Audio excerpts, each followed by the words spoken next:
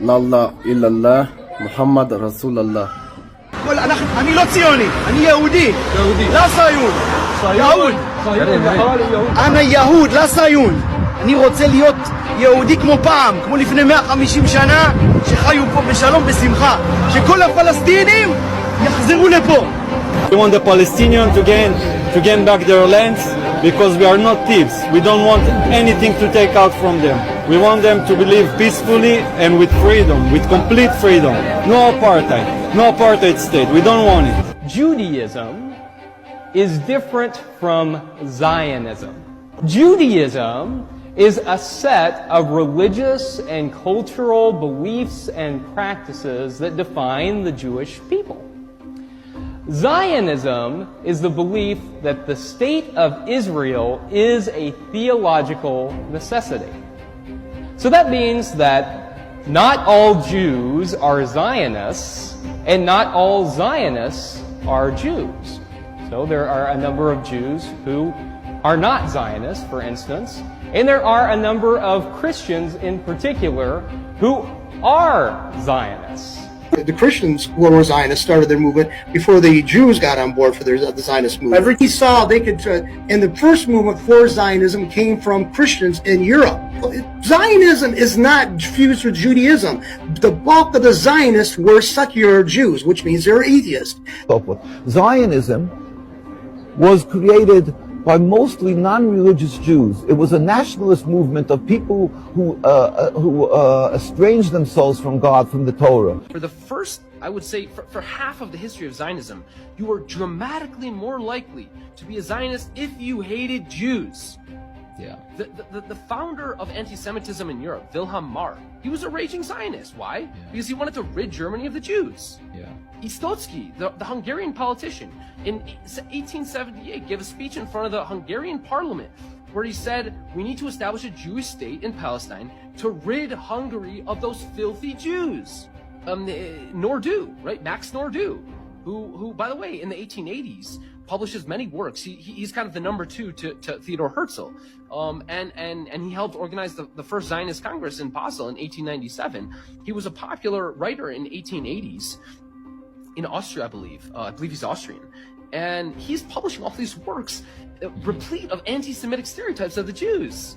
Yeah. And the same was true of Arthur Balfour, who in 1905, when he was prime minister, when he was the British prime minister, this is 12 years before he authored the Balfour Declaration, when he was prime minister of Britain in 1905, he sponsored legislation to keep Jews out of Britain at a time when they were being slaughtered in the thousands in Eastern Europe in pogroms.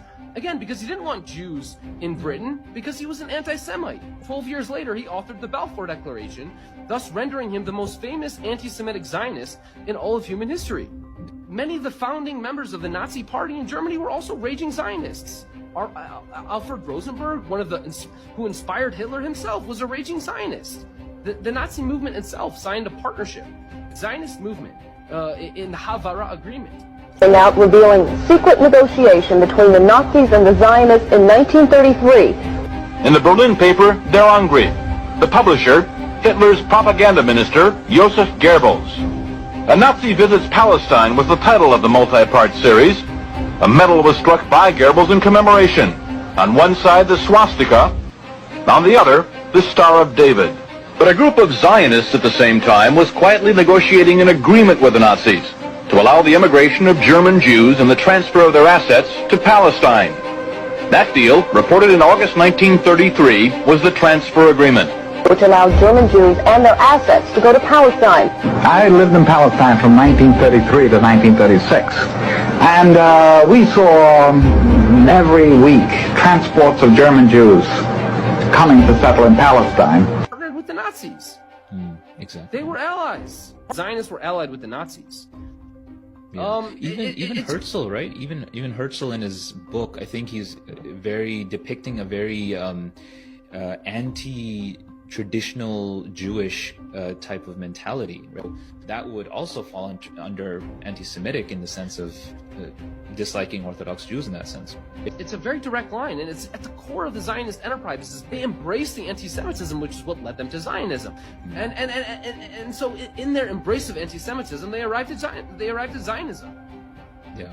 Zionists looked the Jews as ugly. Jabotinsky, one of the early Zionists, who Benjamin Netanyahu considers his mentor, quote, "I have no doubt that I am a Zionist because the Jewish people is a very nasty people and their neighbors hate it, and they are right. Its end will be a Bartholomew night." Yosef Chaim Brenner, one of the big Zionist intellectuals, said, quote, "If the tables were turned and others were like the Jews, wouldn't we have good cause to hate them as well?" Uri Tzvi Greenberg as to why religious Polish Jews were persecuted, quote, "Those loathsome Jews are vomited out by any healthy collective and state, not because they are Jews, but because of their Jewish repulsiveness." Ben-Gurion referred to Jews as parasites. Some statements by Adolf Hitler calling Jews parasites, and Ben-Gurion, it's hard to know who said which.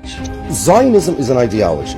It's incompatible with Judaism, and not only incompatible, it's really designed as a poison for Judaism. Jews who are true to the Torah around the world have always been opposed to Zionism, also goes against the very basics of Jewish belief.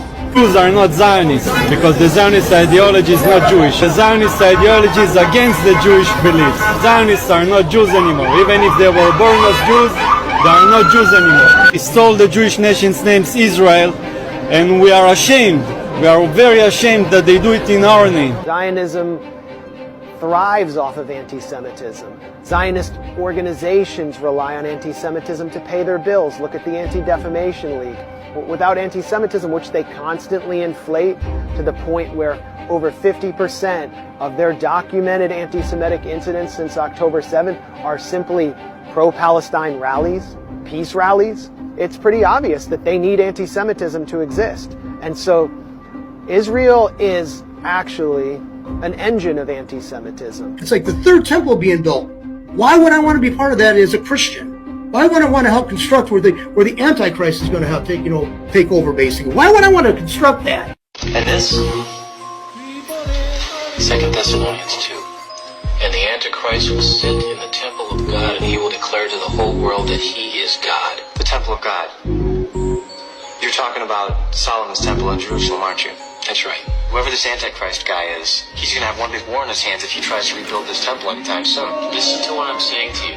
Make no mistake about it. It's written in the scriptures. He will rebuild the temple. But the Arabs are not going to just sit by and watch them build this thing. They'll make peace with Israel. Peace. In the Middle East. Daniel 9, chapter 27.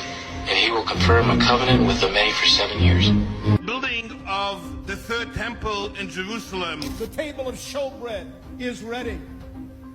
The menorah is ready. All of the golden pieces are ready. The third temple is ready. Our job to bring and to build the third temple. They're also planning to slaughter 5 red cows. That paves the way for the building of the third temple, replacing the Dome of the Rock.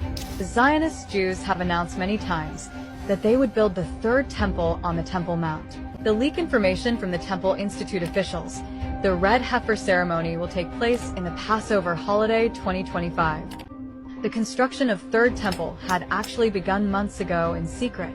A group of religious Israelis have recently been pictured practicing the ritual of the Red Heifer in front of Al-Aqsa Mosque. I don't need to support a Jewish ethno-state either, Ridvan, that has prophecies for Antichrist it's trying to fulfill. I asked Ridvan point blank, do you think that we should support the nation of Israel even knowing that 30% of the population there and growing wants Antichrist? And his answer was yes. Well, I have a different point of view. No, I'm not going to support Antichrist. And there aren't enough dollars at AIPAC to ever get me to side with the devil. And I truly do believe that what we are watching right now is the synagogue of Satan, led by Bibi Netanyahu, which is attempting to use Judaism and pretending that they are being attacked because they're Jewish and not because they are executing something horrific. Be not deceived. God is not mocked. For whatsoever a man soweth, that shall he also reap. Watch out! Judgment is coming. There's a point beyond which the patience of God will not go. We are here today to proclaim, 1, Judaism is not Zionism. Judaism is a holy religion.